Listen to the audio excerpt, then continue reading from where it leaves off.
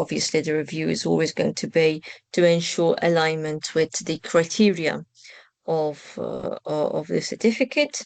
And then there's typically very often an on-site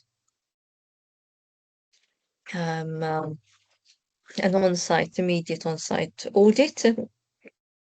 Sometimes there is a document review and then an on-site audit.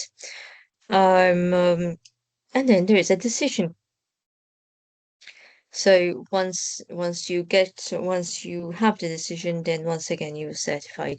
The process here is a bit more encompassing, obviously, because the accreditation is coming in at a different level rather than to one organization. So this, in terms of timeline, can take even up to 1.5 years, roughly around 18 to 19 months.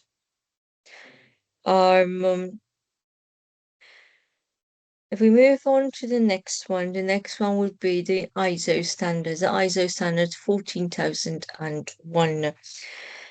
Now, to be clear, this ISO standard rarely operates in isolation. We usually connect it very much to the ISO 31000 and its sub-variations, which regulate the risk management process. And it could also be affected by the 9001 quality assurance, depending on the type of industry. But in terms of standard, I mean, this is a widely recognized standard. It's internationally recognized, I would say. And the main difference between this standard and, for example, the Eco label is that this standard looks at how you manage things, whereas the Eco label is looking at how you are performing on the ground. So this looks at the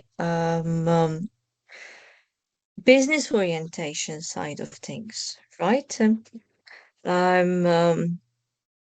In terms of requirements, again, the process is really to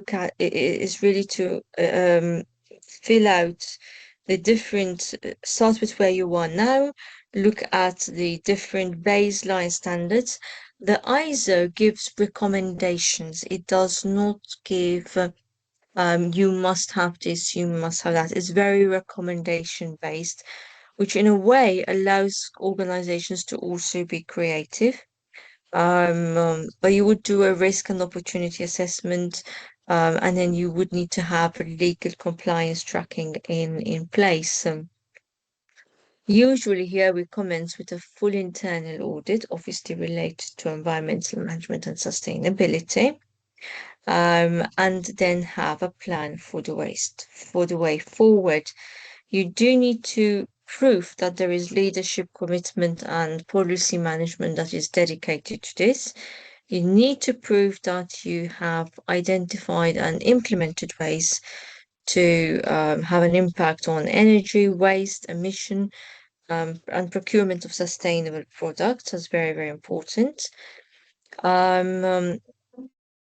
You do need to identify for application the regulations and obligations that you are following as an organization, and you need to have targets in place. And you need to prove that you've got good operational controls. Once again, training features in all, as I told you, and very, very good monitoring systems. Prior to actual certification, you will need to do a full internal audit and a management review. These would need to be submitted. Subsequently, the first stage is for a documentation audit. So the first audit in this process is not an on-site audit. It's very often a documentation audit. And it has to be done by an accredited body. And then the second stage, if you pass the first stage, is the on-site audit. Of course, one has to precede the other. So if you still at documentation phase, you will not get the on-site audit. Once this is done and you achieve your certification, you will have to do an annual audit. And every 3 years, you will need to do a recertification. So every 3 years, you need to repeat the entire process. Now, in terms of duration, this is going to depend very much on the size of the organization. So I'm a bit hesitant to give you an actual duration, but I would say roughly not less, very okay. Let me be cautious how to say this. If you just dedicated to this, you are you're looking at a good solid 4 months. I've rarely seen any organization finish this process in 4 months. So I'm going to say 12 months minimum. But if it's a large organization and you're starting from no risk assessments, no nothing, it's most likely going to be much longer to make it happen and to make it happen correctly. All right. I noted that I had a comment. Let me just see. Somebody commented in the chat.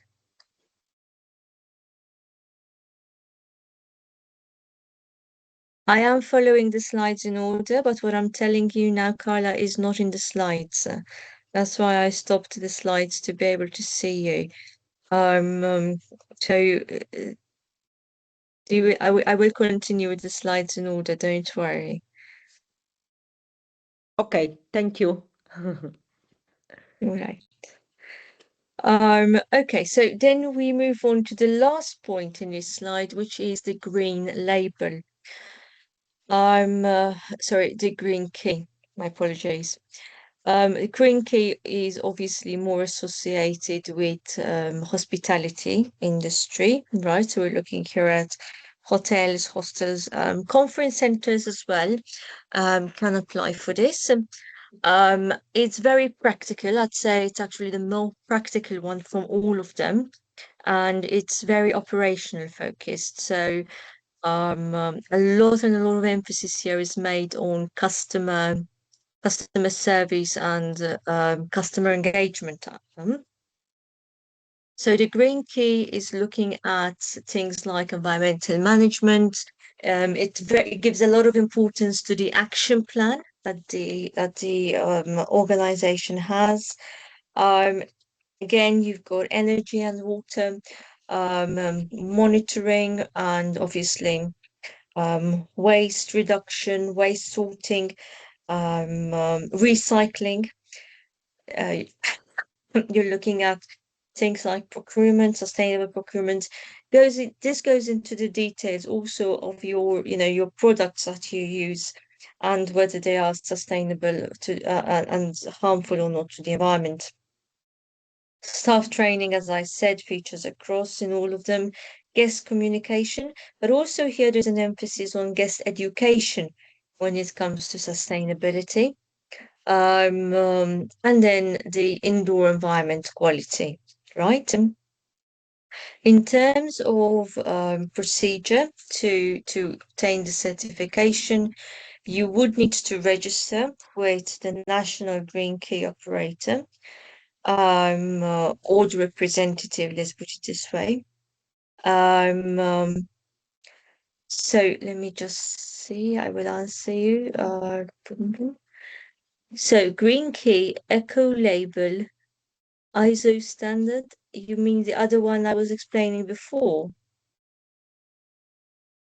I think you are referring to the GSTC.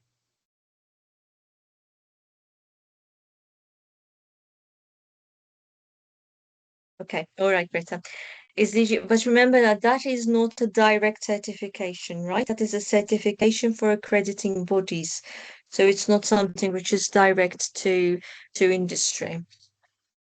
All right. So in terms of back to the green key, Have you ever seen an organization? Hold on, because I only got part of that message.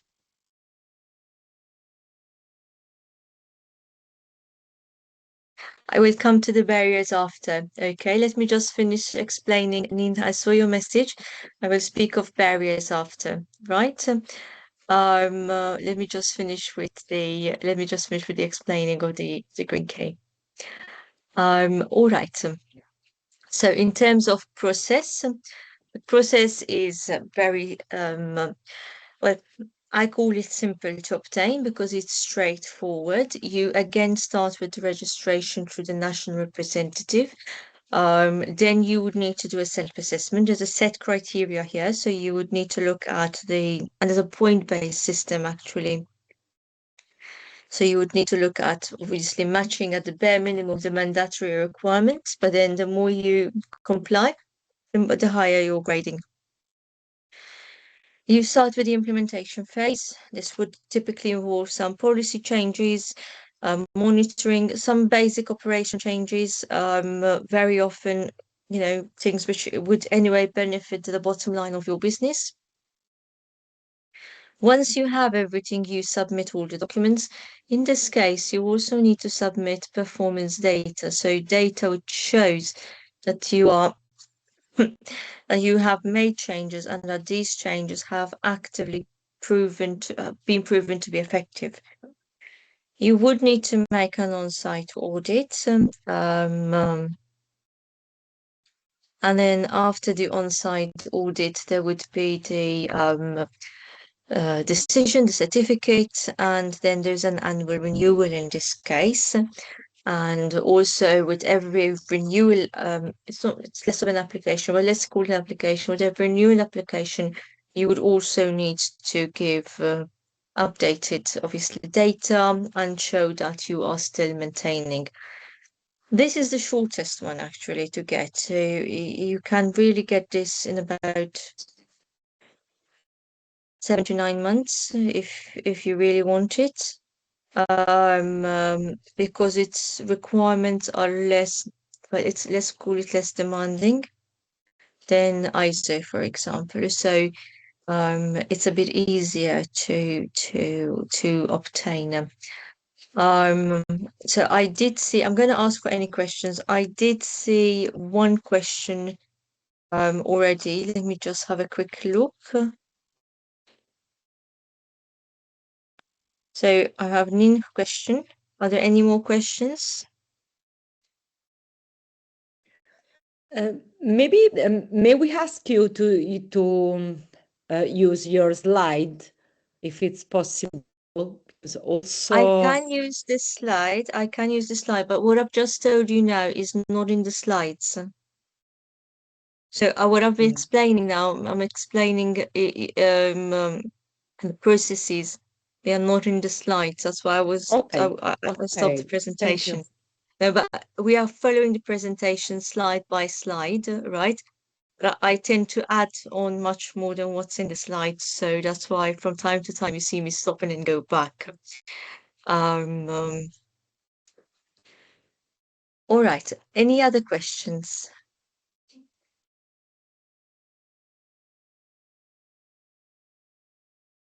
Okay, so Nin has asked, let me just read out her question. So have you ever seen organizations get certifications a few times and after that they are not able to rectify it? If yes, what are the main barriers? By all means, this is possible, and it's really possible across all of the 4 schemes we have discussed. Let's put it this way. Recertification can be not stricter, let's call it stricter, because the bar is always being raised, right? So you've got data history now. You need to show continuous improvement. That continuous improvement has to be documented. So obviously, recertification can be a bit more difficult than when you are just starting off.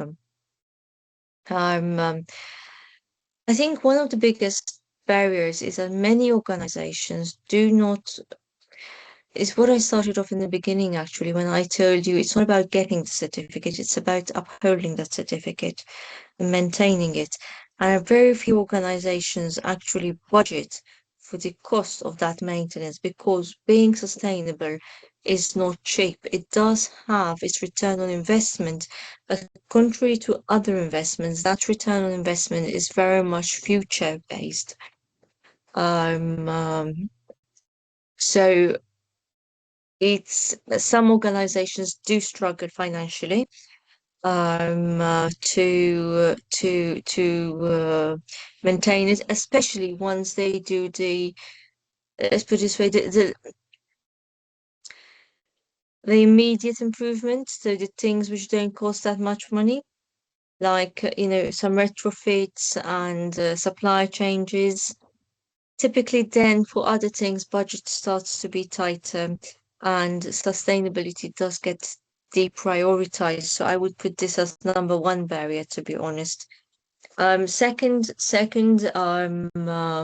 barrier is often lack of ownership, people not taking on the responsibility or not necessarily appreciating the need for it and other things taking over. Very often you get knowledge gaps in organizations, lapses in documentation. I think lack of interest. In case of ISO, for example, ISO is very rigid. I'll come back to you, Carla. ISO is very rigid when it comes to what is submitted, so its audits and reviews are very rigid. There's no room for maneuver there. Another barrier would be, well, we can say documentation fatigue is a barrier.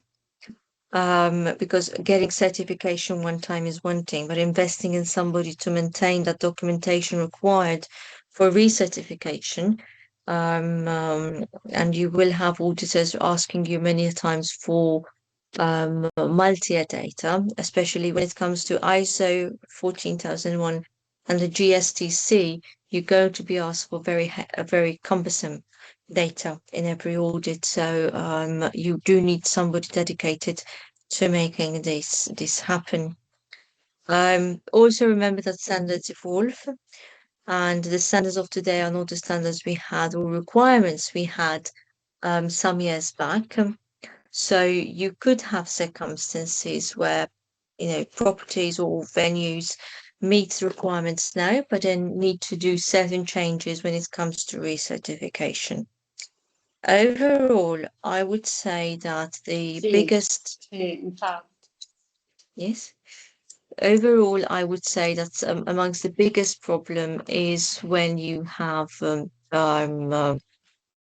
changes in management, because this obviously takes it removes the ownership element, and you don't know whether the next incoming management is going to Susanna, io ti voglio chiedere una cosa e poi Claudia mi sento con te per il discorso del budget che avevi fatto. It's going to have a direct impact. And one last thing I wanted to mention, just hold on because I lost my train of thought. Yes, organization changes. So when you have a merger, for example, or you have a buyout of an organization, that could have also an impact.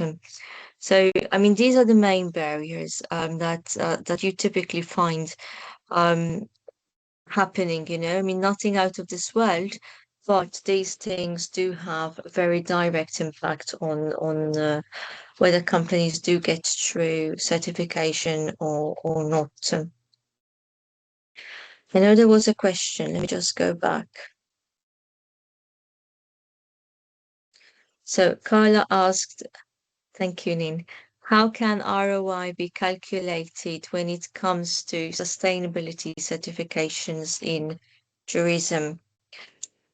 Well, typically the financial controllers would have their own way, okay, which is more organization specific of calculating ROI, but very high level understanding is that you would look at the what we call the hard financial data, so what is required to make this happen. But then in this case, you're going to have a lot of proxy metrics. So things like, okay, what is my brand reputation risk reduction and an estimation of that? What is my brand value increase if I have the certificate and an estimation of that? And these estimations are typically done um, by looking at the performance of others, right? Or by looking at historical data of when organization would have done something similar and then see the fluctuations. Let's take a hotel in sales. So basically you are quantifying the total benefits, of course, always over a locked period, against the full cost of obtaining and maintaining the certification. Stress on maintaining, because this is the part which is often underestimated. Now, rough hand figure, but this is very, very high level, so please don't quote me on it. But typically, for a medium-sized enterprise, you're looking between 3 to 5 years, 3 to 5 years to have a return on investment. Because you've got a lot of benefits which will only accumulate over time. So let's say that you do energy saving, you switch over to energy saving systems. You won't feel that impact in the immediate. Is this going to be felt with an accumulation, right? Now, how do you calculate what I told you before, the hard financial data? What goes into that? This would have to include all the direct costs, so anything associated directly with certification, with application, with the training of staff, including the time missed from work for staff to be at training, and in license fees and in membership fees. You take into that also the implementation cost. So any equipment upgrades, any monitoring tools, any audits that you hire to make sure you're on track. And you also give an estimation. This is something, usually a rough operational estimation for the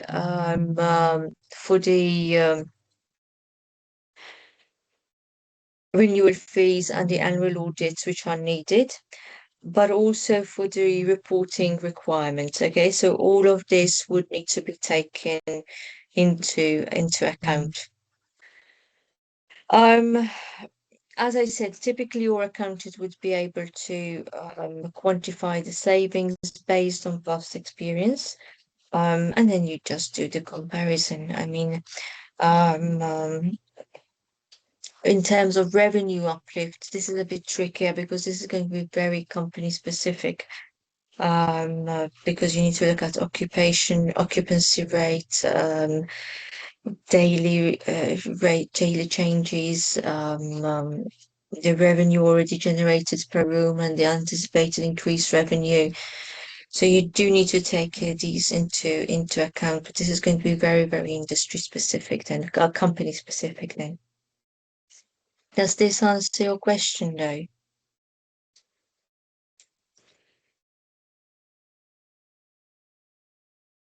Carla, did I answer your question? Is this what you wanted to know? All right. So before I move on, are there any other questions? Can I assume that you would not want a break? Or do you want a break? I don't know how you've planned these. Can I go on? Armando, am I supposed to be giving break at some point? Maybe in after 1 hour and a half, maybe Okay, so you would an idea at 4. So okay. then at 4 p.m. All right, so maybe we stop just for 5 minutes at 4, just to allow you some time for a quick coffee. right? Yeah, thank you. Good. Okay, so I'm going to share a bit of the presentation again, please. Bear with me.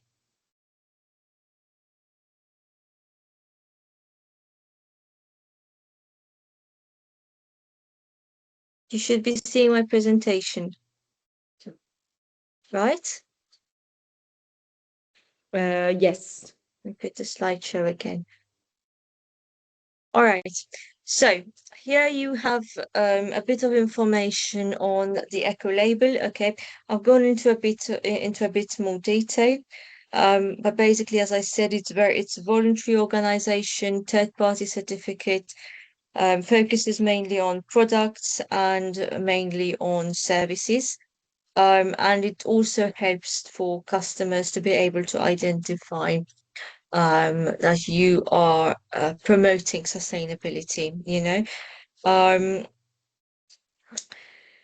One very important thing with the eco label is that it can be applied to services as well. It's a bit trickier when it comes to the application in terms of proof, but it can also be applied to services. So why do we bother? Because that's a big question mark. What will it give us? It will certainly give us, from an operations perspective, if we are not interested in immediate return on investment, it's going to give us some systemic energy saving improvements and future cost savings. So this would certainly be a reason why to embark on this. It would also imply that you have full legal compliance. And we do know that if we look just at EU directives, although there have been some regressions, they're quite strict with some industries, especially. So unless there are specific country negotiations, and there are quite a couple in the Green Deal, the regulations are there and the climate goals are there. So certification does demonstrate that you are an avant-garde company, that you are a company that's looking ahead. And especially with the younger generations, we are seeing this as being a big priority. So obviously this means that you can be more attractive in the market. And in doing so, you can also increase your brand. Now, it's important, it's good to have. Are we at a stage yet where you are not valid without it? I don't think we've arrived there yet. I say this obviously very cautiously, but I think we have a lot more work to do when it comes to public perception. Having said this, the label does hold quite prestige. So it's well recognized. The GSTC, which is the second one I spoke about, as I said, this is not a direct certificate. It's a certificate for the accredited bodies, right? And it will focus on the 4 pillars: the governance, the social, the cultural, the environmental. Please note that a lot of the organizations giving out the green key, etc., all use the GSTC as the global reference point, right? So it is well aligned with almost all certificates. In terms of applicability, I think it is mainly seen as a reference body rather than, well, this is my humble opinion though. I think it's more a reference point for other certificates. But what it does, and it does very well, is create a common vocabulary.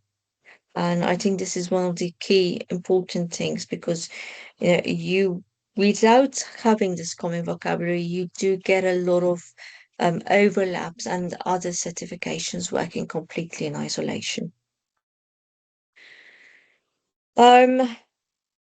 Very recently, I'm talking like 5 years ago, there was a big campaign happening across Europe on greenwashing.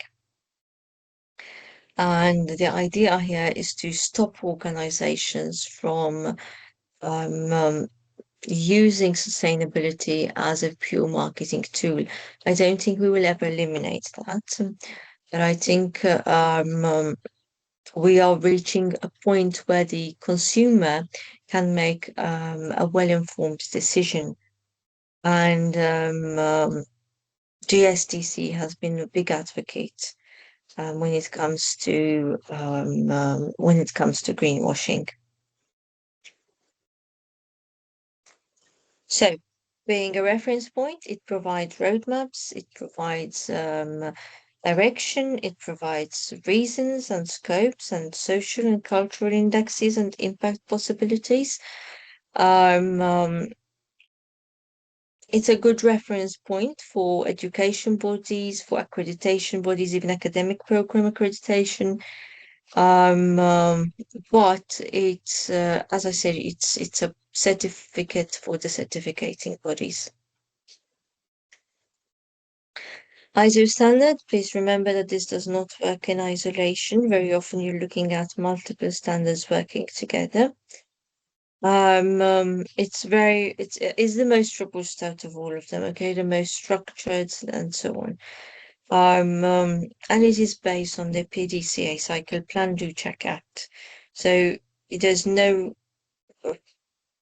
ISO without risk, there's no risk without risk assessment, it's really a full encompassing scenario. In fact, to be honest, a lot of organizations do the other in-house, but ISO, they tend to farm out.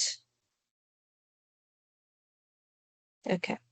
So we look at plan, it's about developing actions, identifying the business environment, establishing goals, and determining legal requirements. If we look at do, it's about record keeping. ISO, to be honest, all ISO standards are a huge fan of record keeping, okay? So, and there's also, if I'm not mistaken, some platforms, I don't know, there are some platforms that you can use and adapt as well. It's also about providing the necessary personnel, the necessary budgets, training, implementing. It's about, remember, this looks at the management level. If we look at check, it's about the documents, the audits, the first tier, second tier, and third tier risk assessment, risk mitigation plans. So regularly assessing compliance, etc. And then in terms of the Act, this is about having good management review, updating the environmental management system policy. Many organizations just integrate this within the risk management platform, especially if they have an enterprise risk management platform, it's the easiest option because then certain things become automated. And in terms of tourism sector, this is about road clarification. It's about bettering the environment. I think ISO is more about longer term impact. Even the requirements of ISO require from the beginning that certain structures are in place to ensure maintenance of the standard. In terms of legal compliance, in terms of risks, you're looking at having control mechanisms in place. You do need to submit from day one what your control mechanisms are going to be, and also how you're going to get there. All right. So, spoken about this, but here is a bit of a landscape overview. So you've got here all of the different certificates.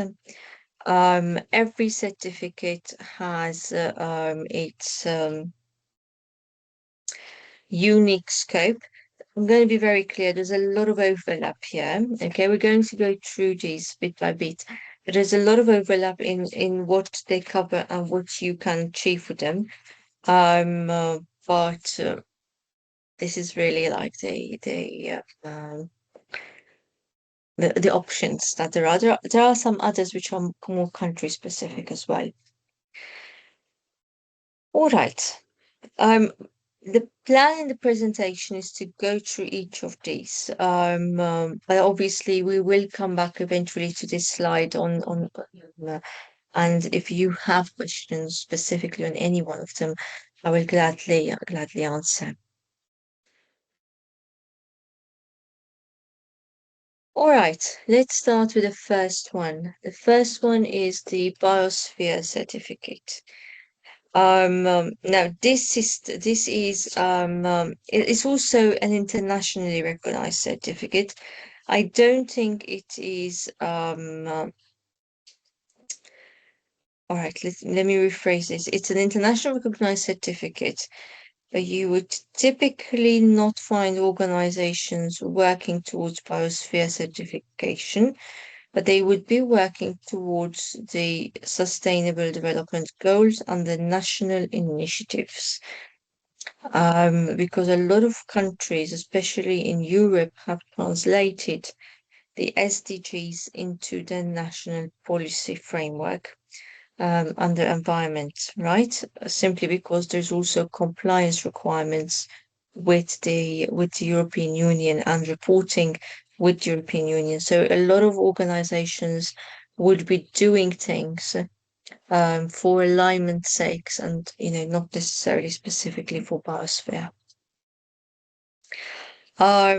It is important when it comes to tourism sector. First of all, it's good recognition within the industry itself is a good recognition. Being SDG focused, you're also somewhat future proof. It's also very flexible in how you achieve it, and it's probably a bit easier to maintain. And it can be applied to various areas, so it is not restrictive in that sense. The Green Key, on the other hand, is more of an eco-label program, and the idea here is to certify performance. We've spoken a bit about this before, okay, so I won't go into detail, but to certify performance and understanding of how things are done. So it's the implementation part that we are looking here, and not so much the preparation. So we're looking mainly at accommodation, we're looking at how we're designing daily operations, we're looking at how we are reaching our wider audience. The Green Key is one of the most popular ones, I would say. So it's something which is really, really sought after. And again, it looks at design, it looks at GDST compliance as a reference point, and it looks at how do we transform this into a market advantage. This is very, very key in Green Key certificates. Remember the emphasis also on communication. You will note that there are then some organizations that label themselves as green destinations, and we've actually seen quite an increase in this in recent years. The idea here is to register your efforts in this field internationally to make people know that you are caring for the environment. But more importantly, we've seen a number of people who are actually willing to pay more to be in a green destination. So this has really become a marketing approach. It's about you position your organization and how you position it. It's about having a very wholesale type of approach. It's about having compliance with global standards. Of course, depending where you are, you will have to comply with national standards. It's about quality of life. And I mean, there's much more to be said about the focus on quality of life and also about strong reputation.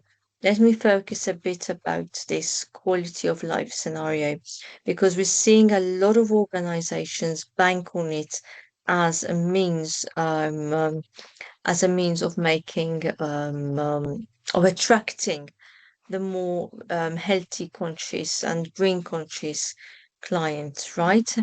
In generational scenarios, we have seen a big shift from the expectations of what people want when they come to our organizations, right? We have seen a shift in what people look out for, in what people appreciate. But we have also seen a move that is strengthening a lot B2B competitiveness. So the companies are actually seeking other companies in that have this kind of recognition. Things that you need to look out for here is over tourism, affordability, and especially for local community issues, because obviously if you have higher residents supporting the tourists here, then you have longer term predicting for success, which means you can have more solidified planning when it comes to your ROI. Remember, there's a part of that which is very speculative as well. In terms of reputation, this is going to give you the best reputation out there, simply because it's very recognized. So you've got higher likelihood of media coverage. You're going to have a good attraction when it comes to value-driven travelers. In a crowded market, having the key is going to make you stand up. I mean, there's no arguing with that. So you're going to be able to tap a unique segment, I would say, of the customer base. And you're going to also be able to attract the recent tourists, which is more conscious of responsible travel. Remember, this is about the story. It's the story of your brand, it's the story of what you believe in.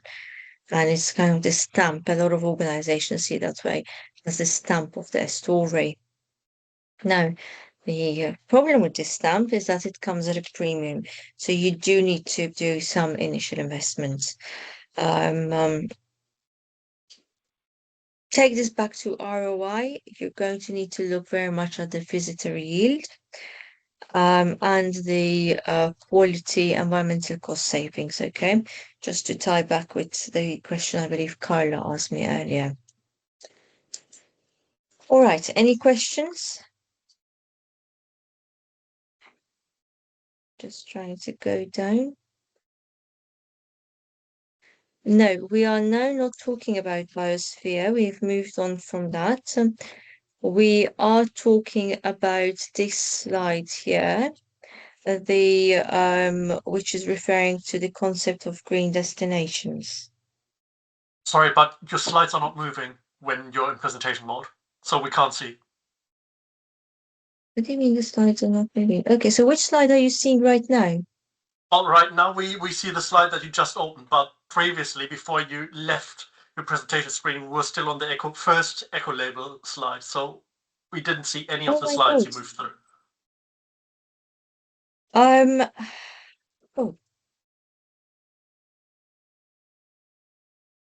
Would it tell me if I leave it like this and give you the slide number? Do you have a copy of these slides? Yes, please. Okay, so let me leave it like this and I'll be able to tell you which slide number I'm focusing on. Sorry about this. I thought it was moving as I move along. All right, so I'm going to move on to slide 36, okay, which says sustainable tourism, turismo sostenibile.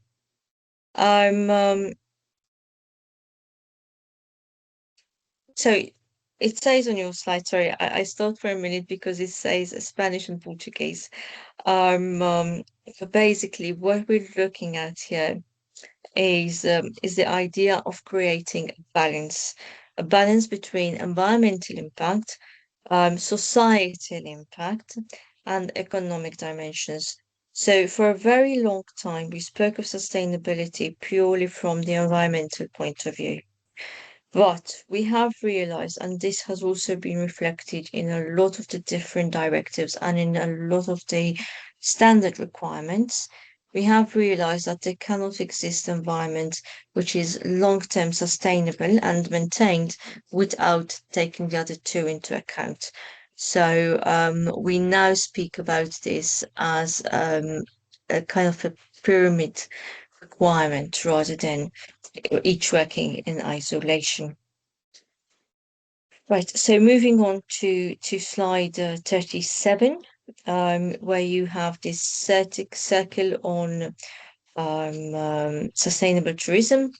A very first piece of the cake is on environmental integrity and resource efficiency. And all of the standards we've spoken about so far give this a lot of importance. It's not about how much you change, it's not about how much you do, it's about how much you are doing in alignment with the current requirements of the environment in which you're operating. And this has a lot of significance when you look at it on the three pillars, so the social, the economic, and the environment. Brownie points are obviously going to be involved when you have the local community involved. This means that you are actually in touch with what the community needs and you are responding to it. Now, it's not just about responding to community needs, it's also about elevating the brand and the status of your organization almost beyond your organization. A lot of businesses are using this as a marketing ploy. Similarly, well-being and reputation, I mean, the financial implication of that, if things go right, can be enormous. And of course, we want to have long-term profitability. So my recommendation is do not implement anything if you don't have a very good risk management system in place, because the likelihood of wasting time, energy, and money is going to be significant. Once you have that in place, you can align with the market. Always remember to also align with the competition, because obviously you want to stand out and surpass.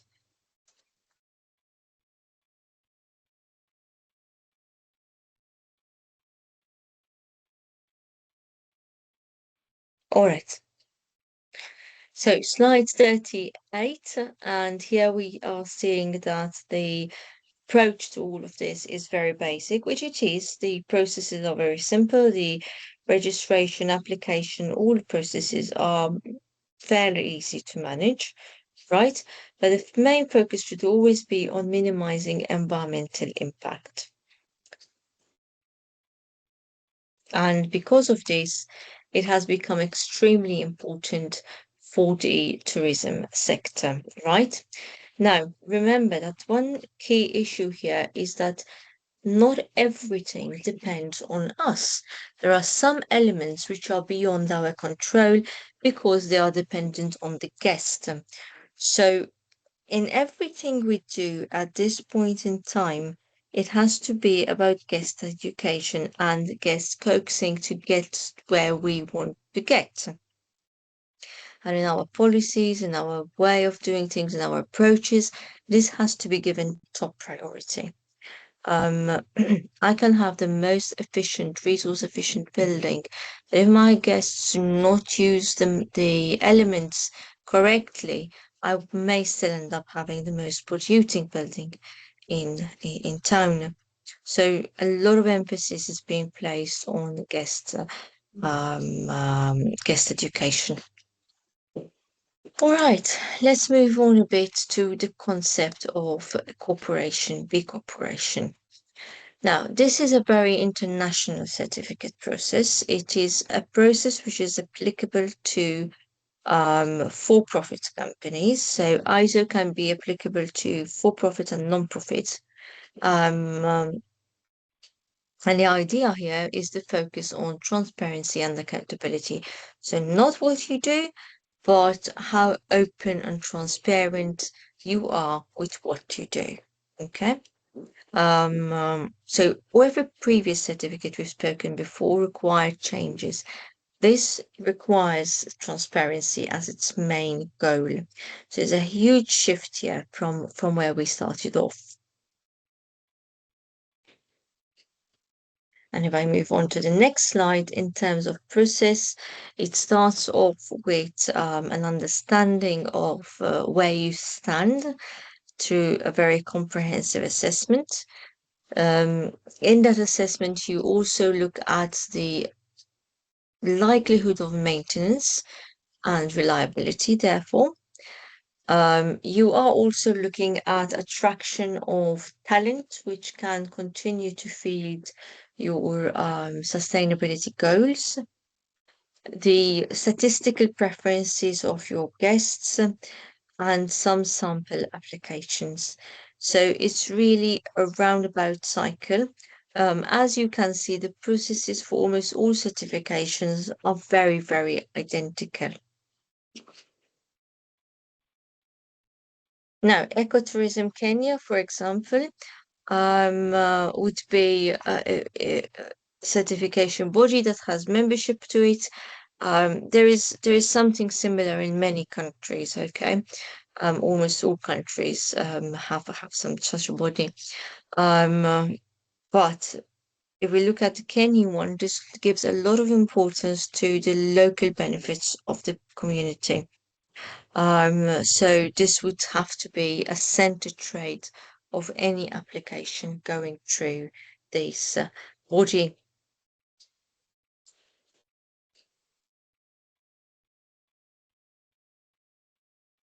Now, of course, you can have absolutely nothing without credibility and transparency. So it's not about how soon you get your certificate. You can lose that certificate in hours if you don't maintain the standards are upheld. And that can have a much bigger reputational damage impact than if you don't get it in the first place. I think this is just something to keep in mind. So if you're in this, you need to be in this for the long run, right? You need to look at affiliating yourselves with global networks, global organizations which are promoting sustainability. Make sustainability the center of your mission, the center of your vision, and the center of your rolling business plan. That's the only way that this will work. And I think this is a major decision that needs to be done by the organization at the very, very beginning of the process.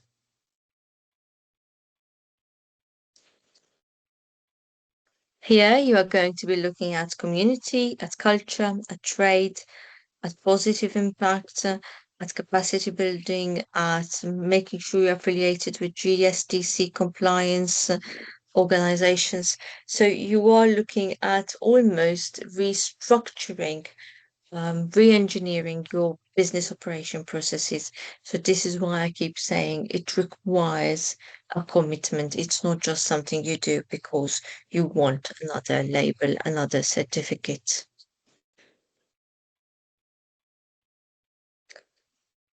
All right, let's move on to Travel Life. Travel Life is a management certification more than anything. Mainly it targets tour operators. You can have others which apply, but it's mainly for tour operators. And it's also about their supply chain.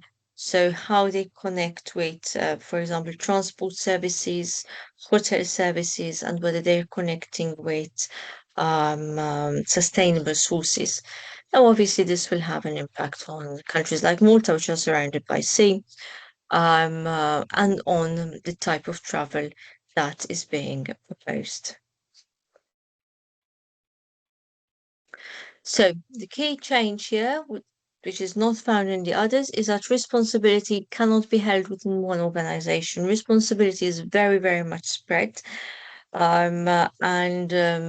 Usually you would not manage to obtain such a certification without having a more encompassing organization helping you out. But you are looking at systemic management, you are looking at the chain effect here. A lot of emphasis is given to the chain effect, so you do need to keep this very much into account. It's not sufficient for you to be sustainable. If your chain is not sustainable, you will probably have stumbling blocks. So can I go on, or does anybody have any questions that they would like me to clarify before we go back to the presentation?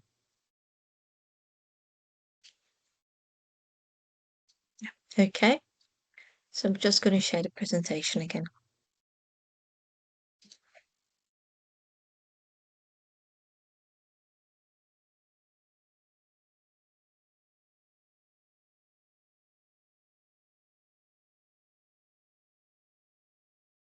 Can you please let me know if you can see it?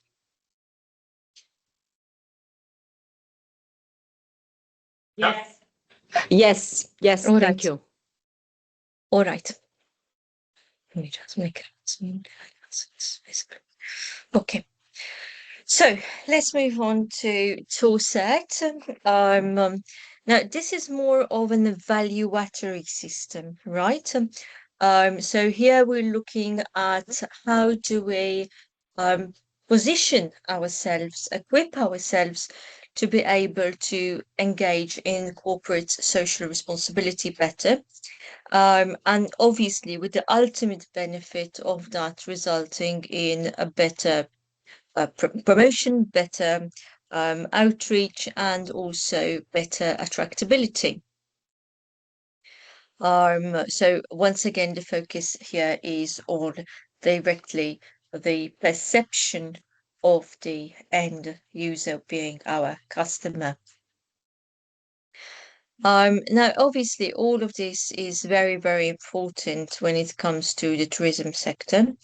Primarily because it's a very saturated market in many areas of the world. So we have a direct competition at all angles wherever we are operating. So having an element of systematic accountability, having continuous improvement frameworks in place, and having a strong reputation are inevitably going to have very direct impact on our bottom line. The market advantage of this is that we can outshine the competition, that we can be differentiated from the competition. And as we move ahead in business, we are noting that, way back, if I have to look at Malta as an example, way back, it was sufficient to differentiate by offering something different to the customer. Nowadays, that is not even sufficient anymore. And I'm talking about a massive change which happened in 20 years, so not over years and years. 20 years is a relatively short period of time. So we are seeing that it's not about diversification as much, but about more alignment with the expectations of the end user. So again, these kind of certificates enable us to read what the market really wants.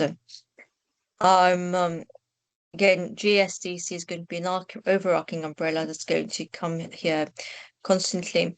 But most importantly is this yellow fragment here, which goes into the broad scope. Travel life is a bit more conceptual than all of the others. It's about a way of being, a vision, a checkbox, if you will, of how we do things. And I think this is something that is very important in a way, because it's really encompassing and it allows different organizations to come under its umbrella without heavy investments. All right, moving on to slide 50, we have the concept of Earth Check. Now, when we speak about Earth Check, we are speaking about a program designed specifically to measure, report, and improve the environmental, social, and economic sustainability of businesses.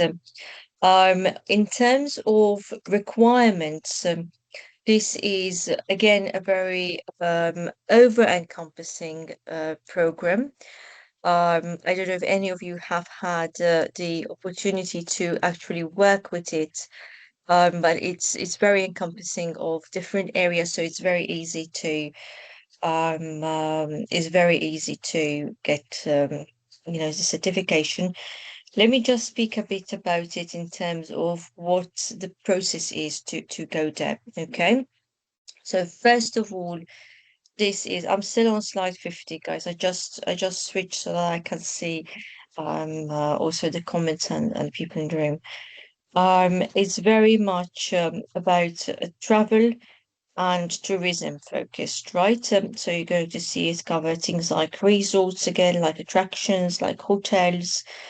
You're going to see it cover destination travel as a whole. So different from anything else that we've spoken about so far. This is data driven. So this is about performance, it's about scientific benchmarks, it's about how you compare policies, checklists is very, very data driven, right? Its typical use would be mostly around the Middle East. And to be honest, it's not really for the smaller businesses, it's more for the larger resorts and also for the destination management organizations because of its global encompassing element. It has a number of factors, performance indicators that need to be met. And this includes things like energy consumption, it includes things like water use, waste generation and recycling, use of consumables and chemicals also come into play. It includes things like care for the society, for the local environment, health and safety comes into play here, and then the general element of management indicators in terms of sustainability policies and risk management. This Earth check is also very puts a lot of emphasis on stakeholder engagement within the process. And when it comes to the assessment process, organizations would be benchmarked against either regional or sector averages, right? So it's quite a distinctive feature when you look at the other eco labels. This is not benchmarked in isolation, but it's benchmarked against regional or sector averages. There are different levels to this certificate. You can have the entry level, which is about baseline data, baseline management. You just meet the initial criteria here. You just meet the initial requirements. The second step, once you do this, but also you first need to be credited for a full year, is to go for the bronze level.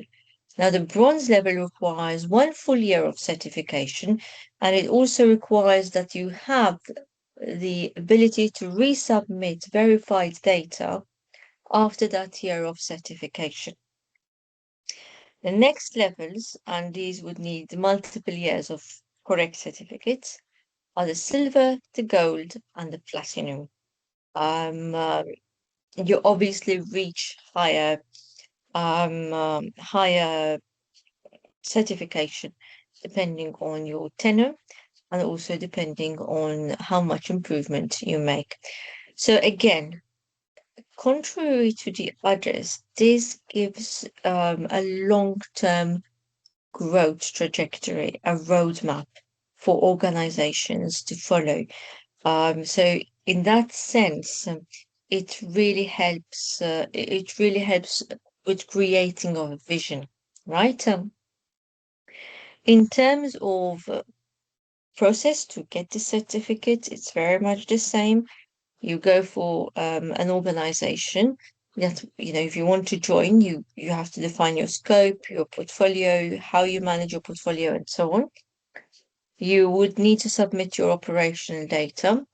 So in terms of water, energy, waste, the environmental related stuff. And you would need to submit that data because then it has to be benchmarked. Again, you do the gap analysis, where you are, where you have to go to meet the benchmark. Depending on where you stand, you would need to make certain adjustments. Very often there's going to be a policy adjustment here, which needs to be done.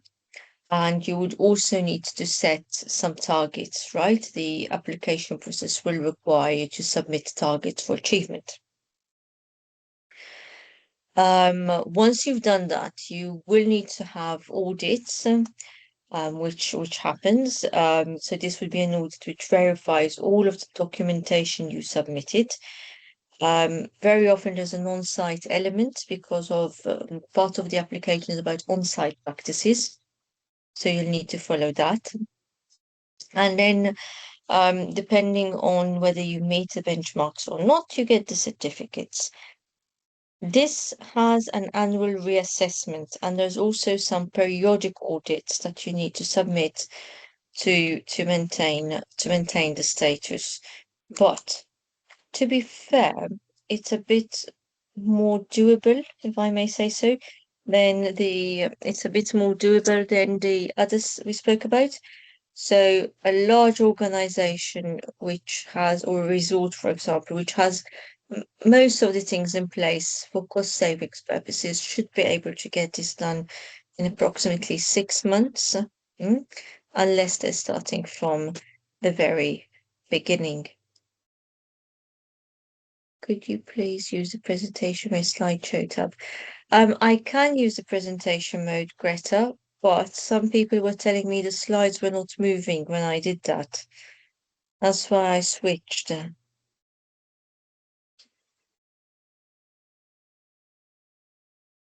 Is that okay?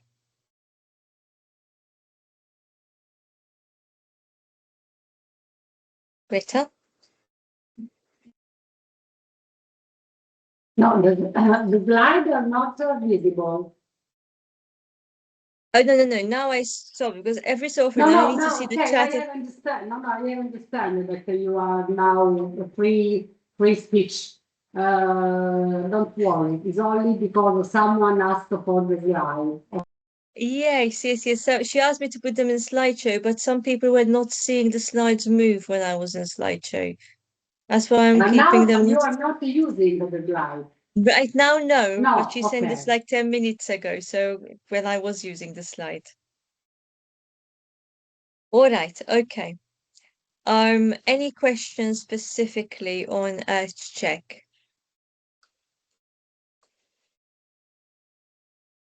No? All right. So let's go to another certificate. Let me just see, hold on. Hold on, because I've got a new message. Let me just read it out.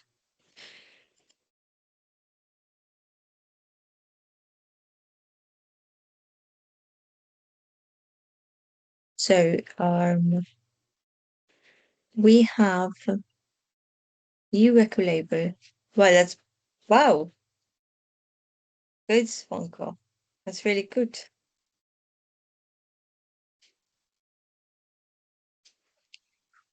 All right. So I'm going to just share because we next go into preferred by nature, and then I will speak to you a bit about this as well.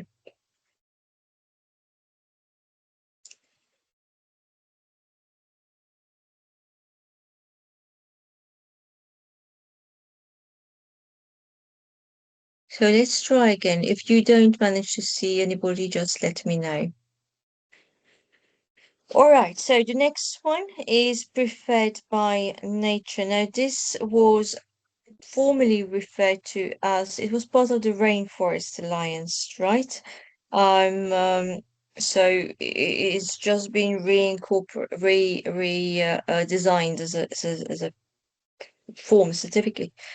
But basically, it provides certification for anything which protects the natural environment of an area and a climate. So this is its main focus. So obviously it applies more to those areas where you've got mostly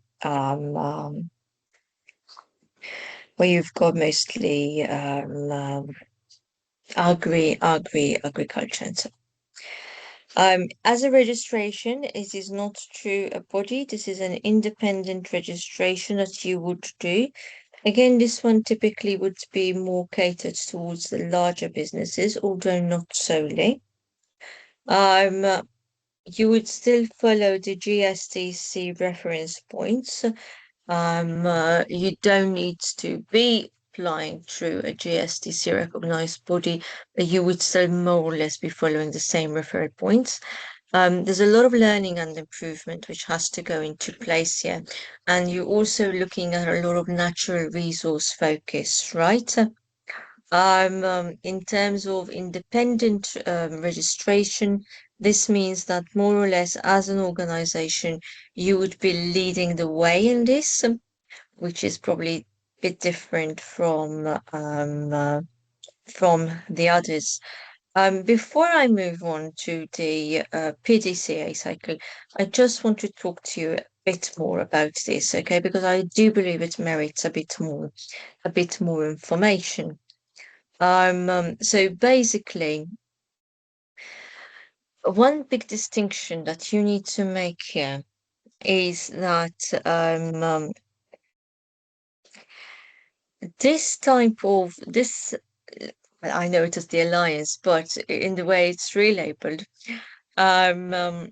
also gives you advisory services, which none of the other certification bodies actually offer.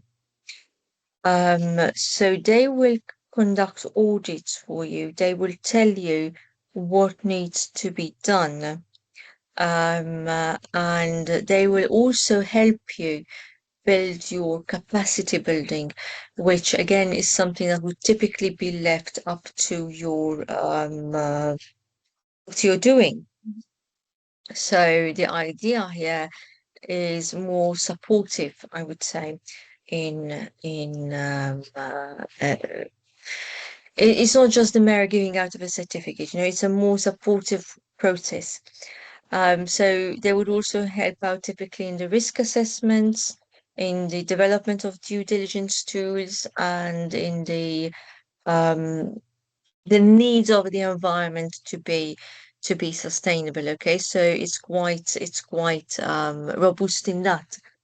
The audits focus a lot about also cultural heritage protection, especially in remote areas, and about community and labor practices. These are given a lot of importance, as well as the risk assessment. But risk and impact assessments, to be honest, are given importance across all types of certificates. When it comes to working with Preferred by Nature, it is very transaction-based. You would, the first process is you would look at which of the schemes under the program you want to go for, and then you would go with them as the auditor. They will help you do a pre-assessment if you want. Obviously, their support comes in when you want it. They will help you with document review, very often policies, procedures, performance data. You can have remote audits in this case, which would be done through interviews, through evidence checks and site inspections. You can also, so they will also guide you into what are your non-conformities, and they will help you adjust those non-conformities. So they will guide you more in the process. I mean, if you look at how would this stand on the sustainability landscape, I think you can compare this to appointing a consultant to help you. So when you go for ISO, for example, you would typically appoint somebody to help you get to the certification process because of the different implications there. So they will kind of be that somebody to help you along. They have very good technical, they're very, very credible in the market, a global presence. So this is a very big plus. And they have tools which will help them apply many sustainability standards. So it is very, very encompassing. You will find a lot of information about them online. So as there might still be some information on the previous name. But please, I do encourage you to have a good read about them and see how you can be supported through this, because it's obviously very, very good. All right. So let me just go back.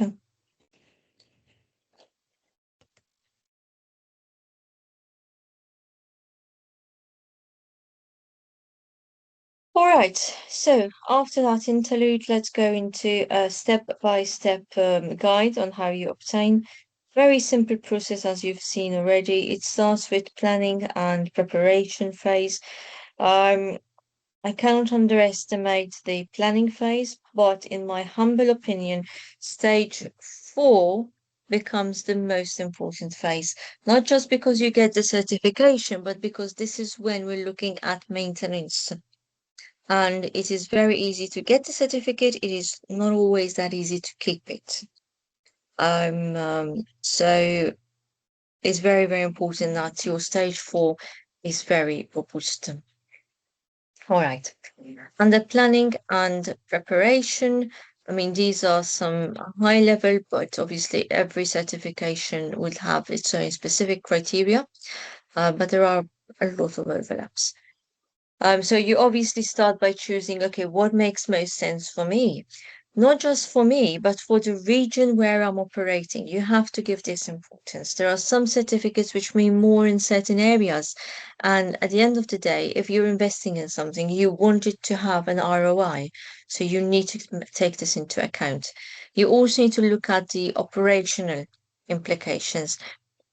I can go and embark on a project to get certificate A, but if I do not have the capacity to do that, and I'm going to deplete capacity from somewhere else, inevitably that is going to have an impact on my it's inevitably going to have an impact on my ability to sustain it, right? So you need to also look at the what we call the hidden operation implications of each requirement. It's very easy to do minor tweaks to meet the requirements in the beginning. But a lot of reasons why, one of the main reasons why, somebody asked me about barriers before, certificates are not maintained, is the inability to maintain the changes that would need to be made to get that certificate in the first place.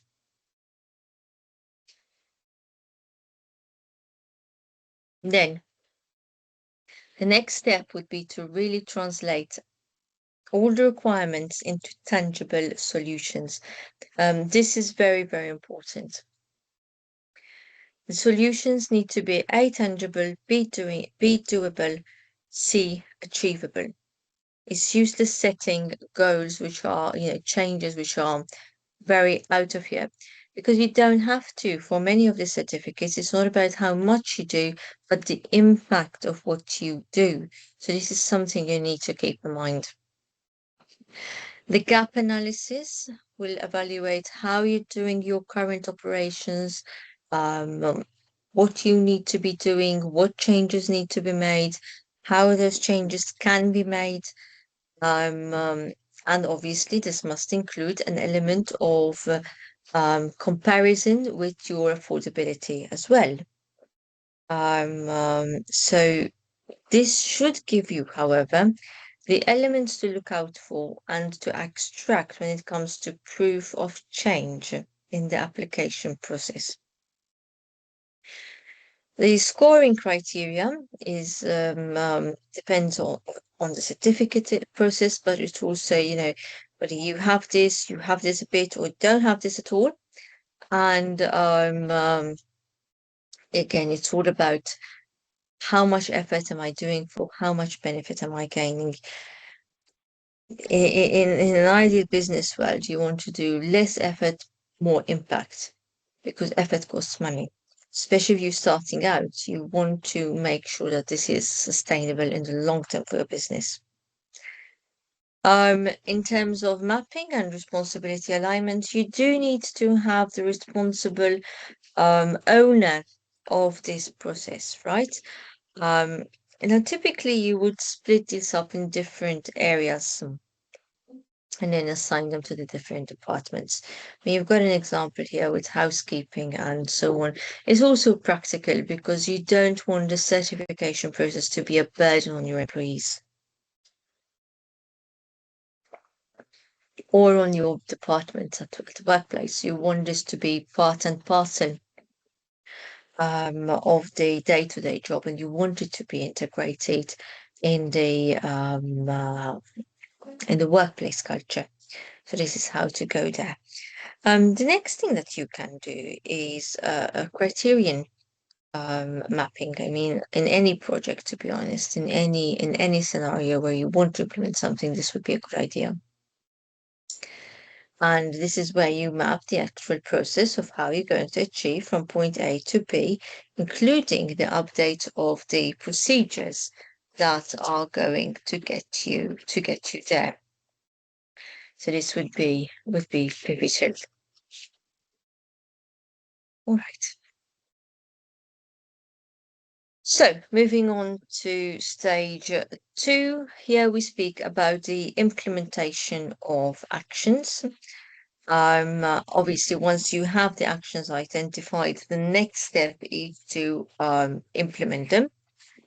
These could be very simple things from the low fixtures to LED lighting to waste separation stations to having educative notes in rooms and hotel rooms. So to switching to recycled paper and material. So it could, again, it doesn't have to be, big things. It can also be small applied things. And in terms of setup of documentation, you need to keep your evidence portfolio. Many keep these as they go along. So you've got KPI logs, invoices, suppliers, anything that you do related to sustainability can eventually be used for your certification or recertification process. So you would want to document all of that. And also you want to ensure that you've got good version control just in case there's a big headache which comes at the end of it. You need to have your documents organized. Ideally, once you know the certificate you're going for, you should organize based on the criteria of that requirement, because that will just make your life so much faster and easier when it comes to resubmission.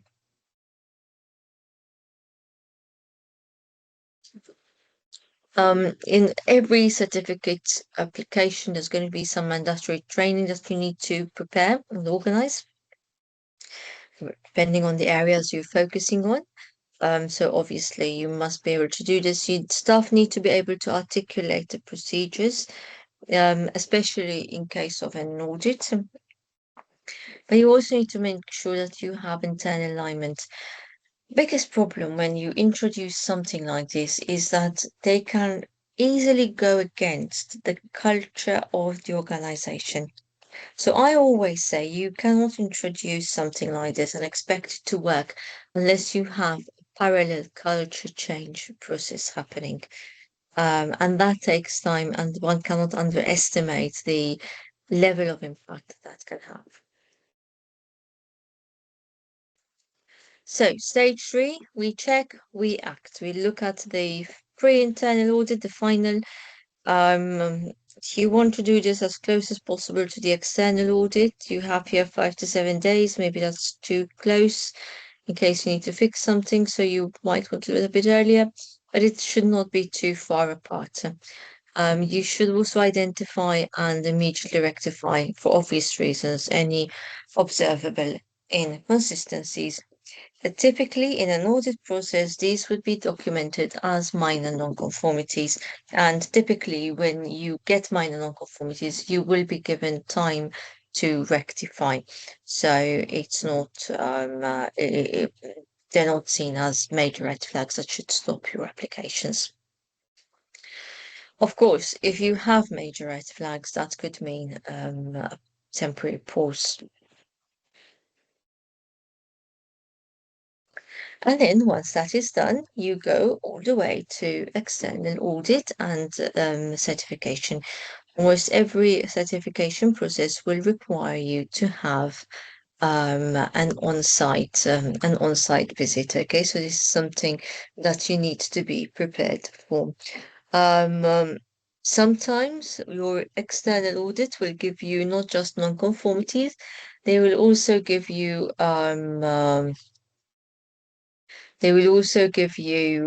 corrective actions that you need to take. It won't always be the case, but it is possible that this will happen. All right. So before I move on to the types and processes, let me just stop here a bit. Can I ask whether there are any questions? Yes, I'm seeing a question. How can we know what certification works better and is more relevant to the specific areas or the market? Well, it is going to be it's going to be dependent. Carla. It's going to be dependent on the place where you are operating and the type of industry, obviously. I would base myself on the recognition it is given. Okay. So how locally, how it's seen, the general feel in the market. I mean, it's what I would look for. You can look at, for example, government tourism strategies in the area and whether how they align specific schemes, for example. You could look at the grants and the tax incentives, and you will see alignment with certain schemes. For example, in Malta, which is also in line with EU, there are the green public procurement regulations now. So obviously, that this is, given certain weighting. Looking at what the market is doing in terms of certification processes. But then obviously you need to ask, it depends on the organization, as I said, but you also need to ask questions like, what are the major tour operators doing? And are they preparing certain certifications? What is corporate travel looking out for, and what are they accepting as standards? So is there a difference between online travel agencies and local travel agencies, and what are they looking for? So it would require a bit of market research. But you also need to keep into account one more thing, Carla. It's not just about what the market is doing, it's what your organization can manage. So you need to look at, there's a concept we call the maturity fit, which is about how ready you are as well for certain certifications. Because getting, for example, a data heavy certificate is going to be highly respectable, but for a small business it could really be irrelevant. It could really just shift focus from the business to all other matters, so it could really be a problem.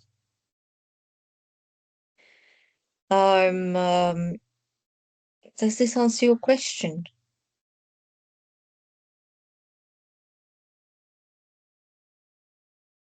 Carla?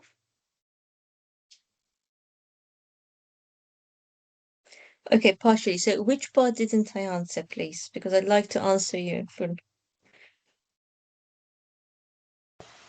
Thank you. We talked about maturity fit, for example. How can I know if there is or there isn't a maturity fit practically? Can you tell me a bit about your industry, your organization? I am a consultant, so I Okay. help organizations. Yeah. So you want to know how you can, from a consultant's point of view, am I understanding you well? Yes. Yes, please. All right, okay. All right, so let me focus on what you need to look out for then, okay? So basically you would start by, look, very first thing I would start off with is understanding the bottom line capacity of the organization, okay? Because that's going to tell you a lot. So, what are the resources available of the organization? What is the pace by which this organization turns things around, right? What is the current capacity of the organization? Sometimes it's not just about financial affordability. Is it about what is the vision? Where do they want to go? What is priority for this organization? All of these things would be my starting points, right? Then the next thing I would look at is, okay, where are we right now? And if I had to look roughly at all of the frameworks, what makes most sense for me? So you would need to have a general understanding of all of the frameworks, not necessarily an in-depth understanding, because this is still at gap analysis stage, but you would need to know, you would need to have like a true picture of where the organization is, right? From then, if there is a certificate and it's so far off from the baseline that you're starting from, I would say there's no maturity fit. And I would say, listen, we need to plan ahead for this and then maybe reconsider whether this still makes sense for you down the line. Because the problem is you will end up helping your organizations to achieve something and it won't be sustainable. And obviously, then there's your reputation involved in that as well. So, some signs of good fit would include quick wins for the organization and the possibility of same, whether they are interested in medium-term goals and changes, and if they are interested in long-term transformation, because if not, already three-quarters of the certificates go out of the window. So, if you have a plan, a gap that requires heavy data, a lot of CapEx, a lot of advanced reporting, which the organization has no experience with, I mean, that for me would be a very, very big red flag. You also need them to have a good look at the time that they can afford. And it's not just about the person submitting the application, because they can do so much, but they cannot do everything. So you need to understand about, okay, how much time can realistically each department within the organization allocate to this? And then you would need to evaluate, okay, does this match with what they really need to do? Or are we being over optimistic? Because, again, that's for me would be a major red flag. I mean, just let me try to give you a practical example. If somebody tells me I want to submit this application and I want to submit it in 2 months' time, 3 months' time, 5 months' time, and we see that to submit this application, besides needing to change certain fixtures, which become the easy part, they also need to change the way they do business processes.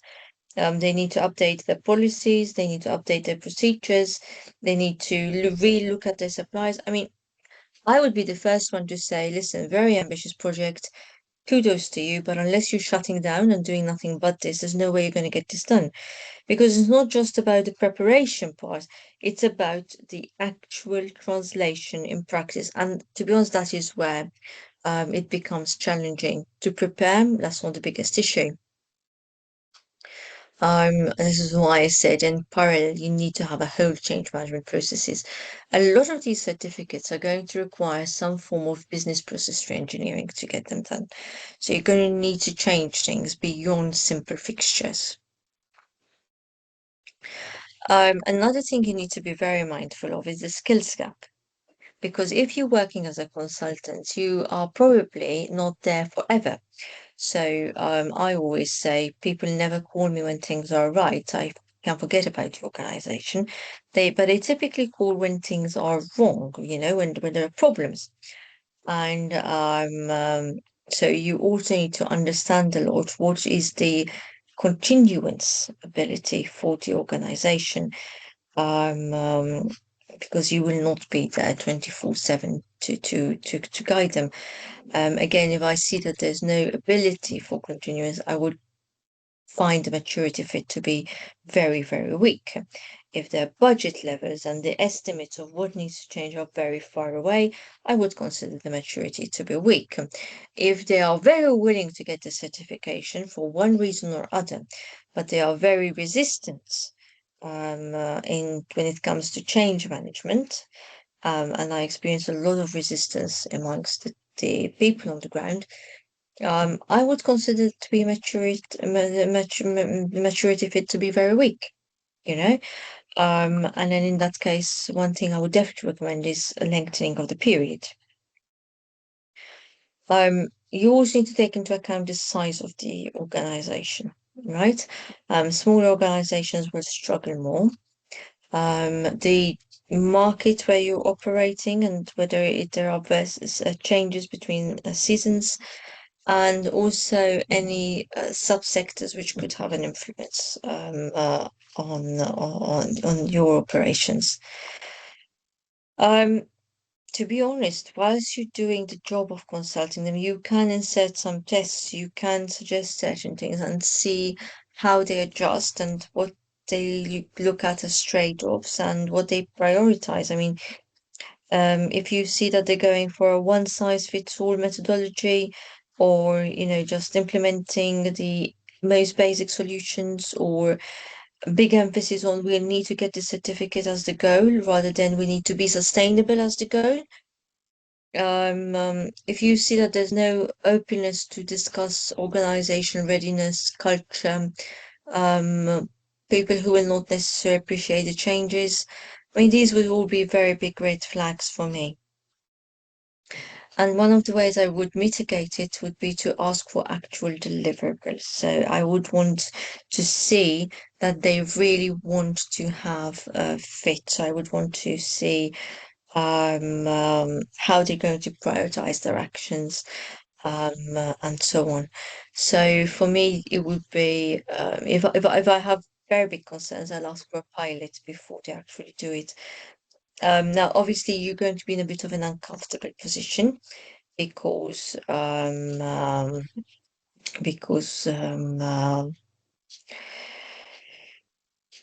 you put on a project as a consultant, you also have certain goals to deliver, right?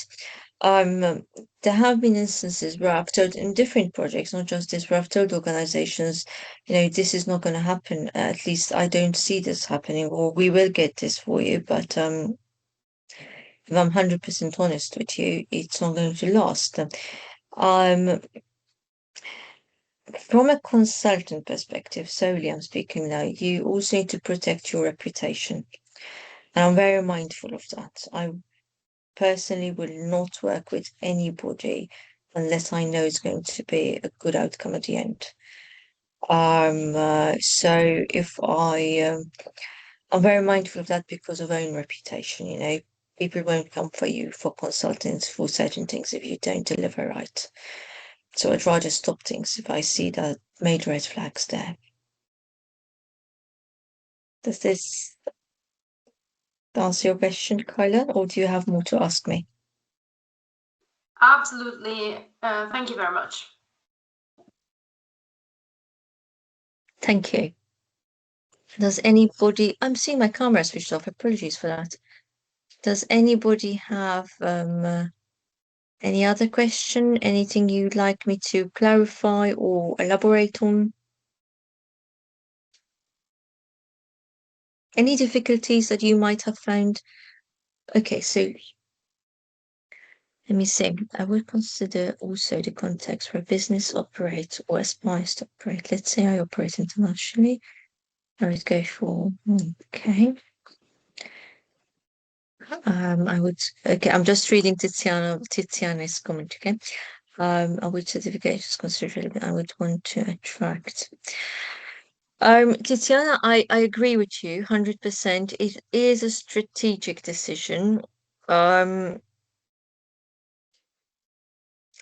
If we go strategically, then it has to be well ingrained in the business plan and in the strategic objectives of the organization, though, because you can easily end up having things operating in isolation.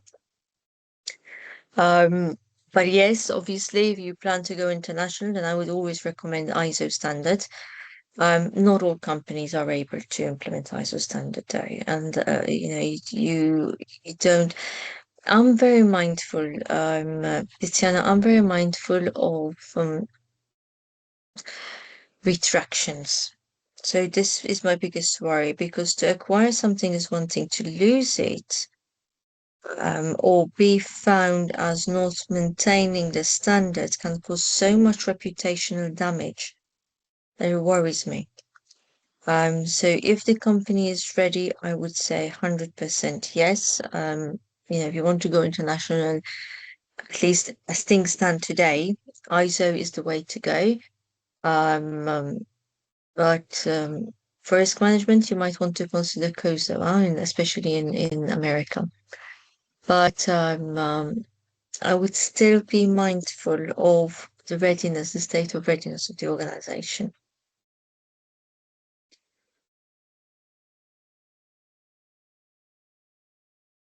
Exactly, I fully agree. I fully agree. It really depends on the client's goals. Sometimes those goals need to be put into perspective and made realistic, but I would say that with a tongue in cheek. Because sometimes, I don't know if this is your experience, Tiziana. I would love to hear about your experience on this. My experience is that when companies are starting off or getting this for the first time, they tend to think big. Is this your experience?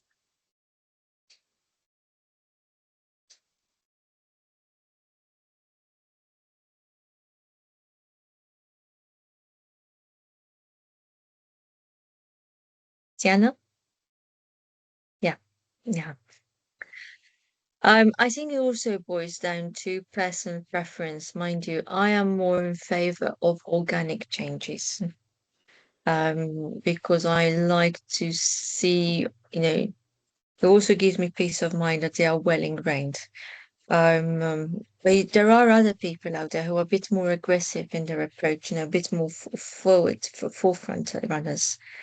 So it's also going to boil down on the personality of the person leading the process,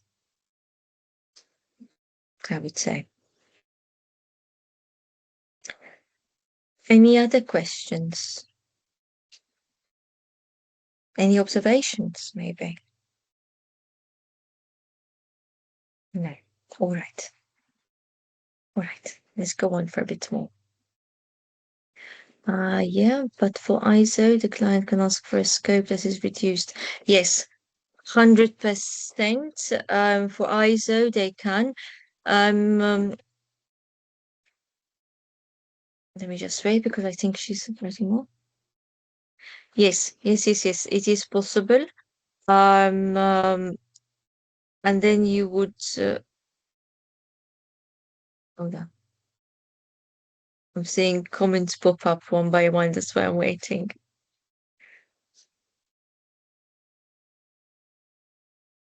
So with ISO, you can focus on a specific area and then add more to it, right? You don't need to do all business sites. To be honest, depending on how your organization is set, that can also be applicable to the other certificates, though, right? So if your organization is set with holding companies and so on, it's possible as well. ISO is very scalable.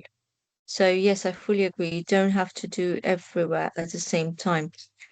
In fact, as I said before, to be quite honest, when I see that there is, I'm going to answer you soon, Camille. When I see that there is a potential that the company is not necessarily ready, I do tend to recommend a pilot to begin with. It also gives me peace of mind, to be honest, for myself, because then I can see where they are likely to fail. So that is something to consider. I'm seeing a question from Camille. What is the percentages of failure to maintain certification if data is available? To my knowledge, I stand to be corrected, right? To my knowledge, Camille, there is no universally accepted statistic on this, okay? I don't, again, I stand to be corrected on this, but I don't believe that all the schemes actually publish any form of consolidated statistics. So I don't know if this exists. I don't know if this exists. Also, you can have situations where you don't necessarily have audit failure, which is leading to no certification, but you could have voluntary withdrawal, which is leading to that. And I don't believe that there is statistics, again, I stand to be corrected, which distinguish between the two. But there are academic studies, there are some industry reports that compare the bigger sector, and but this is very, very rough, very, very high level. Okay. I'm coming to Tina. This is very, very rough, very, very high level, but you would typically be looking at the 30% range of non-certification. I think that's the quoted amount over a 5-year period, right? But this would include the voluntary dropouts, it would include the failure to meet business recertification requirements, and it would also include business closure. So it's a bit of a vague answer I have to give you here. Please remember that certificates are run by different bodies with different reporting practices as well. You have reports where they don't only show active certificates, so this is also a problem. And there are a lot of areas where there's high tourist turnover and business turnover, and this sometimes affects the retention element as well. Okay, so I would go with the 30% rate there. But again, this is it's not a statistical figure that I'm giving you, so I don't think I can give you an exact figure, Camille. Let me look at Tiziana's comment. So the certification body can notify non-conformity, but the client, yes, the client will always have a time frame in which they have to comply. If you have everything, you shouldn't fail an audit. I mean, you would prepare for an audit based on the criteria that is going to be audited. So, I mean, you should be able to not fail an audit. But as I said, failures do not, and recertification issues are not necessarily because of failing an audit. I don't know if I'm answering your comment well, Tiziana. But in principle, I fully agree with you.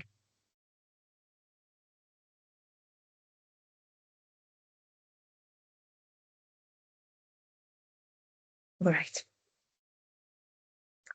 Okay. Anything else anybody wants to ask?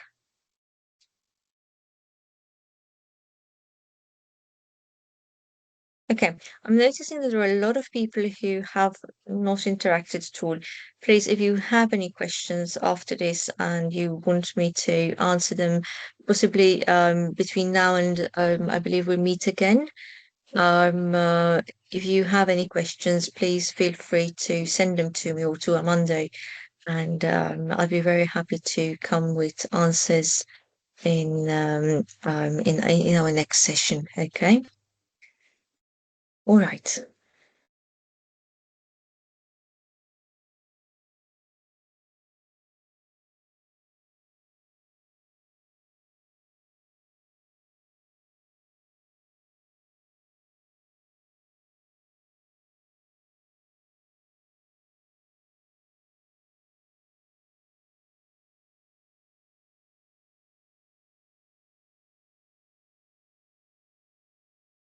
So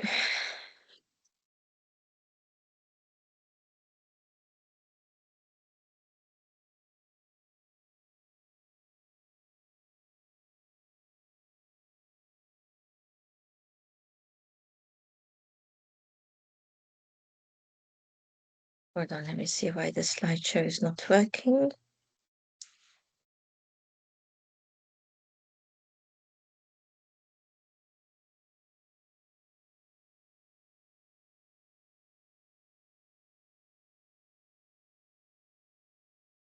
Let's try again.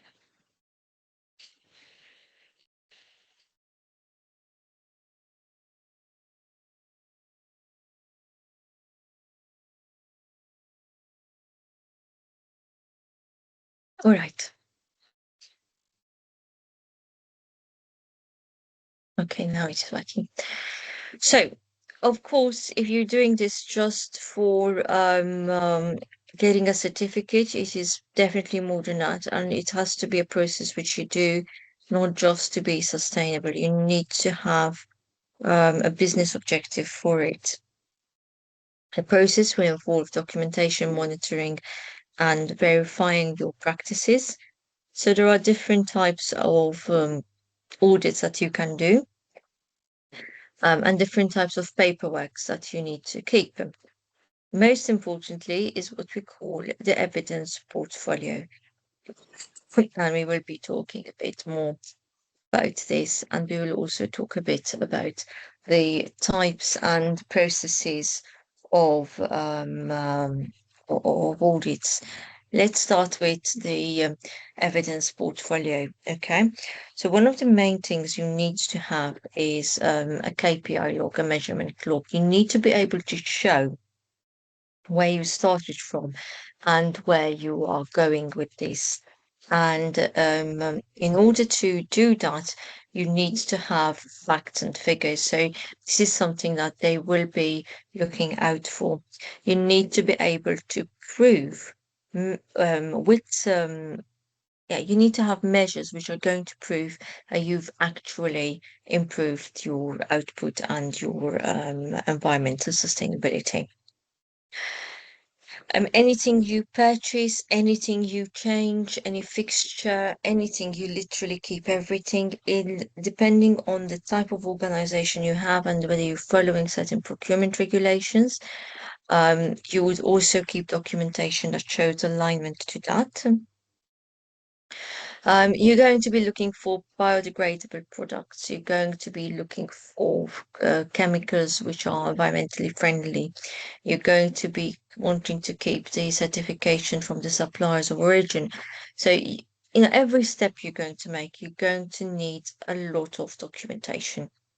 This documentation is going to be used, if we look at this in this case, it will be used to substantiate your procurement claims, to substantiate your energy efficiency claims.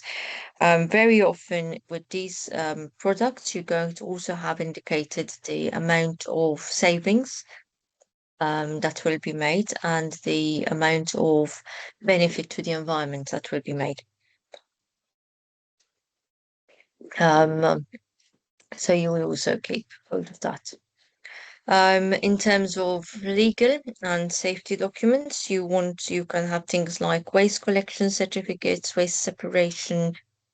You would want to, have contracts or service level agreements with reputable organizations. Chemical logs, chemical inventories. One thing which is always a big headache, the MSDS sheets. Very few organizations, it's a legal requirement, mind you, even on the other separate standards, but a lot of organizations, for some reason, at least locally, struggle with this one.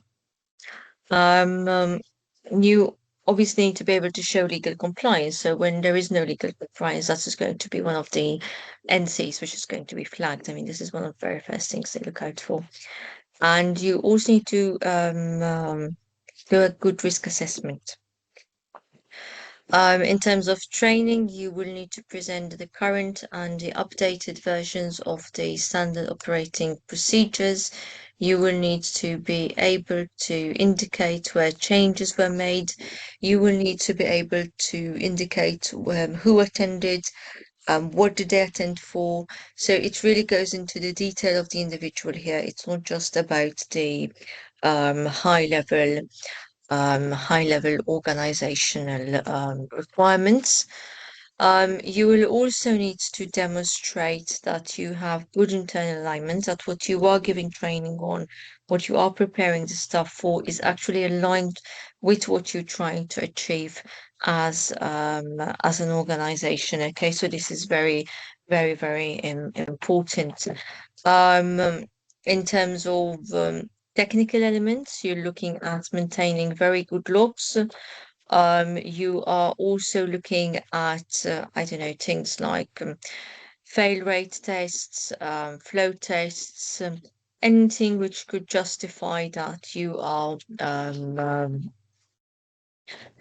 being sustainable in the longer term. Okay, so I mean, this would be the most important thing. You need to demonstrate resource efficiency. We need to also keep maintenance logs with this. You can be asked for them. And you can, if you do preventative maintenance as well, you should keep logs of those. Okay. Next step is to talk a bit about the different types of audit and what happens during the cycle. Let me start a bit with the gap analysis now. The gap analysis is a business analysis. You start off with a picture of where you are now and where you want to go. You're looking mainly here for the sake of certification at operation analysis. Still, I would not underestimate the importance of gaps between what you need to achieve and the current business plan, the current strategic objectives, and what is being required out of the certification, the current culture, and what is being required out of the certification. So I don't think that you can isolate these in any formal way. But it's basically about the picture now, the picture where you want to be, and the gap in between. That's what you're looking out for. You're also looking for missing evidence. Now, as a best practice, it says on your slide, think about it 5 to 7 days before and fix any identified non-conformities. If possible, try to do that a bit, more earlier than that, because it's going to depend on the fact that you do find just minor non-conformities. Before I move on, can I just ask, please, is everybody clear on how to do the gap analysis?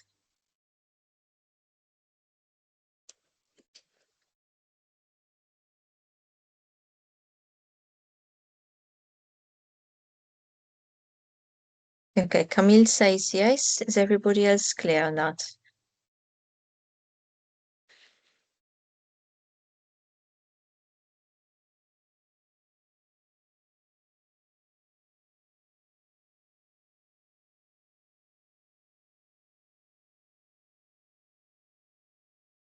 Not really, Carla. Camille, I moved slide, so I'm not sure what's happening. I am currently on 59, so everything I've been saying so far, I'm on slide 59. I know it's causing a bit of confusion. I don't like to read from the slides. I give you what's in the slides, but then I like to elaborate. So don't worry, I have not moved, Camille. Kailash, let me explain a bit about this gap analysis, okay? before I move on. Obviously, I'm now not on any slide. I'm just talking from my own system. So you want to start off with saying, okay, which is the certificate which I want? And parenthesis, the version of the standard I'm looking at. Please be careful of that, because there are changes. Now, what type of entity I have is your second question. Am I looking at a single property? Am I looking at a portfolio? Am I looking at a destination? So you need to, select and then see what you're looking for. Then the next thing is, okay, let me go into my operations. What are my current limitations? I always start with limitations in terms of my departments, in terms of my suppliers, in terms of my activities, right? So this gives me an initial snapshot, right? Then the next step that I would do is kind of a matrix where I would say, okay, what are the requirements? And I list down all the requirements. Now, what is the evidence needed per requirement? And I just list them down just to have it all mapped out. Then going back to my original evaluation of where I stand, what is my current status? If I had to submit today, I always ask myself that, do I have the ability to submit? How many items in the box am I ticking? Is it one? Is it two? Is it none? Because there will be instances where it's completely none. Of course, the technical language is whether I'm compliant, partially compliant or not compliant, right? And then I would go with my risk level, but not my risk level in terms of not achieving the certification. I also give importance, Carla, to my risk level of continued business operations, because this is something I would be doing. Any organization will be doing this in parallel to business processes, right? And then I also need to look at, okay, if I'm going to do this, then what are the actions that are going to be required? What current commitment do I have from the top management of the organization? Does the commitment I am observing mirror the commitment that they need to make this happen? Right? And from that, I start to form a timeline together. So this is kind of the baseline. Once you have a timeline, the next step is to collect the evidence. Now, usually you would want to collect evidence at governance levels, so policies, procedures, any management plans that there are, vision, mission, anything that's documented. You want to look at the current operational data, so how much water is wasted, how much they spend on electricity, what is the carbon footprint at the moment, what do they have, how do they have the heating, what is in place at the moment. Then I look at staff training records. What are the roles and responsibilities? Who is responsible for what? Do we have just one person and it's the be and end all of all the processes, you know? Then I look at at procurement processes and how do they engage suppliers and how do they purchase goods. Okay, so you also need to take this into account. Then you also need to have a good understanding of the community engagement and the responsiveness of the community. And this is where, the internet will help you a lot. You get a lot of information. You might also want to do some polls, test the market a bit, put some posts up, see what reactions you get. So this gives you a very good indication of where the organization stands, not just in terms of factual data, which you would have gathered, but also in terms of perceived perceptions from the general public. You might want to develop a scoring scale for all of this, not really necessarily at this point in time. But what you really want to do is where you identify major gaps, you want to try to see what is the root cause of this gap. And then you address the root cause. This is where the duration might take you a bit longer to achieve this. Remember that not all gaps are equal, or not all gaps will have an equal impact on the end result. So you want to I mean, the general business mantra is do less and more. And here, the general business mantra is, if you have the potential to make a bigger impact, then if you have limited resources, that's where you want to focus on, right? So it's a bit of effort versus impact scenario that you want to get into play. Once all this is done, the next thing I would compare with, to be honest, is the cost implications and whether the organization can afford those cost implications or not. And then it's about setting a roadmap.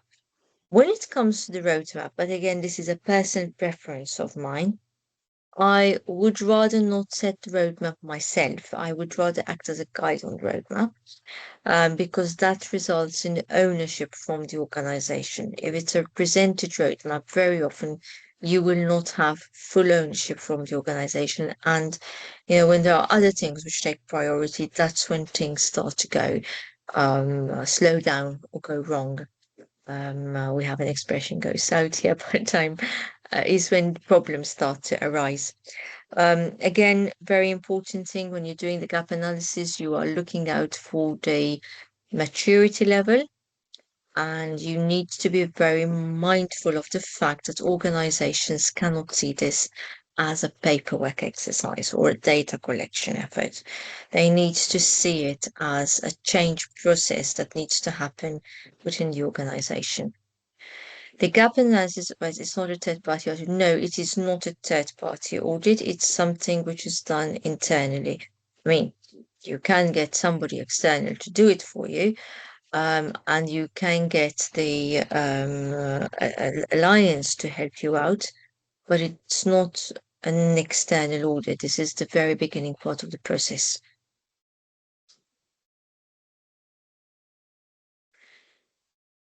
All right.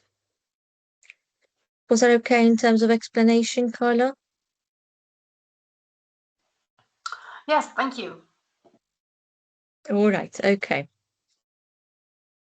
All right, so I think this is actually going to bring us to a close for today. One final thing from my side, please be mindful that incremental improvements will always remain to be done, so you will never have a perfect state of being. And I think that is something you need to be, it's something you need to be very mindful of. So, it's not ever going to be 100% complete. Right, before we close, any questions, any further questions? My offer remains, if you have other questions and you want to send them to Armando, I will be very happy to come prepared with the answers in the next session.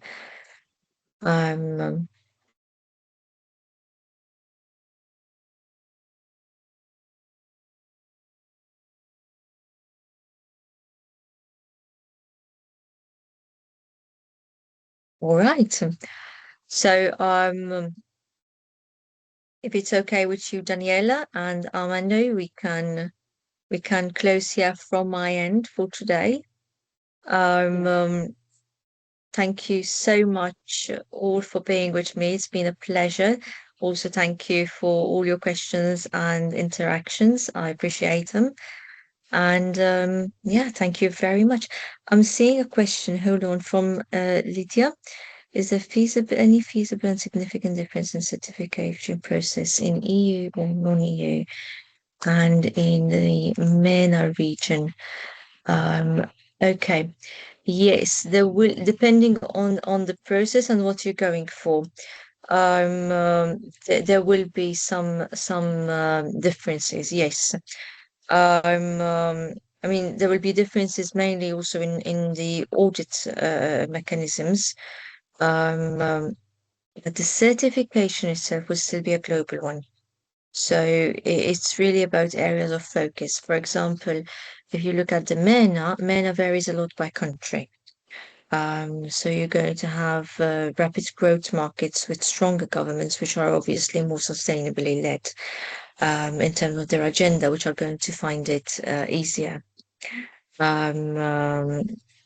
So yes, there will be differences. in this. Maybe we could also tackle this a bit more, Lydia, in our next session. Hello, thank you so much. Thank you really so much. It's a wonderful lecture. So I'm coming from a non-EU country. So this is I really love to ask you. I used to work in the Baltics, also in the US, but my home base is a non-EU country, Serbia. So this is why I wanted to ask you. Thank you so much for your lecture. Thank you very much, and I promise I will keep note of your question and I will make sure we elaborate on it. Okay.